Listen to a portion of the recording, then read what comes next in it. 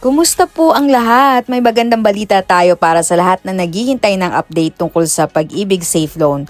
Kung matagal nang submitted ang status ng application nyo at wala pa ring pagbabago, baka makatulong ang experience na ibabahagi ko sa inyo. Noong June 18 ng hapon, nag-apply ako online para sa Pag-ibig Safe Loan. Matapos kong isubmite ang application, naging submitted ang status nito. Inaasahan kong magkakaroon agad ng update sa loob ng ilang araw, pero habang lumilipas ang mga araw mula June 18 hanggang June 25, pareho pa rin ang nakikita kong status. Walang text message, walang email, at wala ring bagong notification.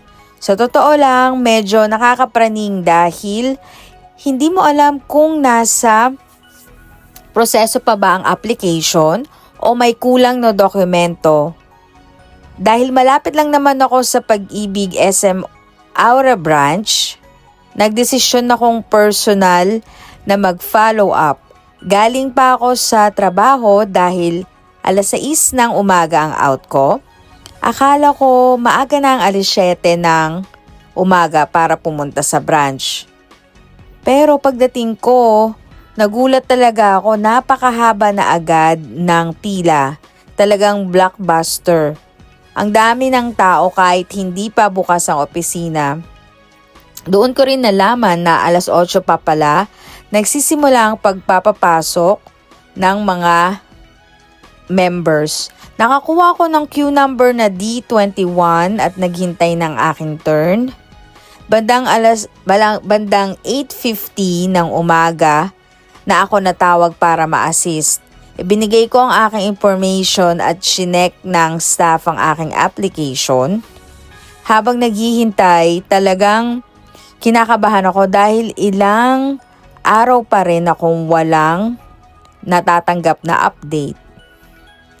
Pagkatapos ng ilang minutong pag-check, sinabi ng staff na marami raw talagang applications ng Safe Loan nitong mga nakaraang linggo.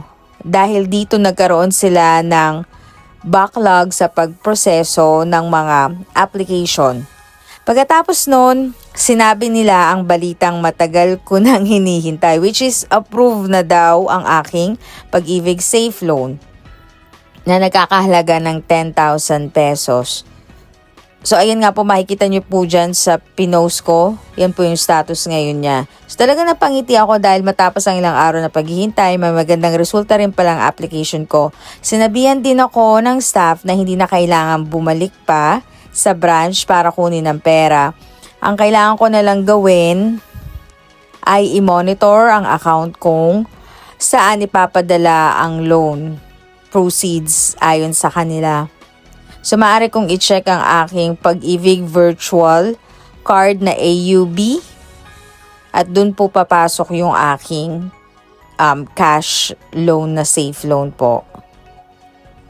Sabi daw pwedeng either Lunes or Martes, dun daw ipapasok ang disbursement kapag natapos na yung process. So, kung isa ka rin sa mga naghihintay ng safe loan at matagal nang submitted ang status ng application mo, gusto kong ibahagi ang ilang payo batay sa naging karanasan ko.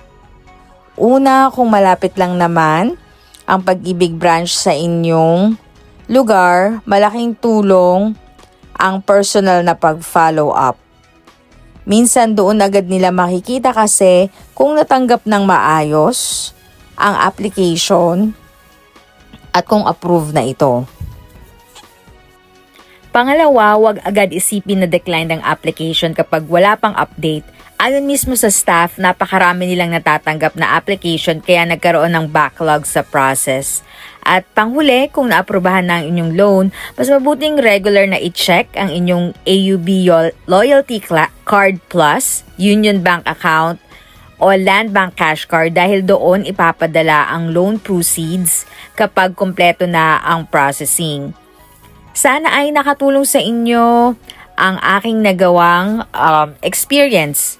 Tandaan na ang bawat application ay maaaring magkaroon ng magkaibang processing time. Kaya hindi pare-pareho ang bilis ng approval ng bawat aplikante.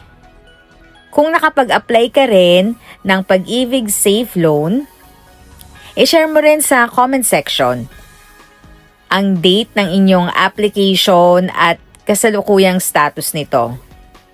Malaking tulong ito para magkaroon ng idea ang iba pang applicants at members tungkol sa process.